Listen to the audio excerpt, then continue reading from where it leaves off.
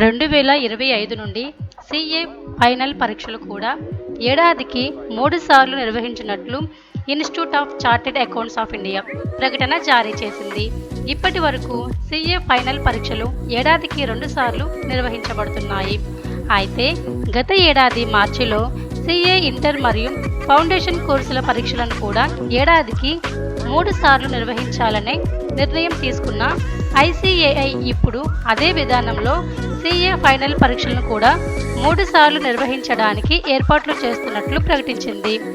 ఈ నిర్ణయం ద్వారా సీఏ విద్యార్థులకు పరీక్షలకు మరింత అవకాశాలు లభించనున్నాయి. సీఏ ఫైనల్, ఇంటర్, ఫౌండేషన్ పరీక్షలు ఏడాదిలో 3 సార్లు జరుగుతాయి. ఈ విధానం ప్రపంచవ్యాప్తంగా ఉన్న ఉత్తమ విద్యా పద్ధతులకు అనుగుణంగా విద్యార్థులకు గొప్ప అవకాశాలను అందించేందుకు తీసుకున్న నిర్ణయం అని ఐసీఏఐ స్పష్టం చేసింది.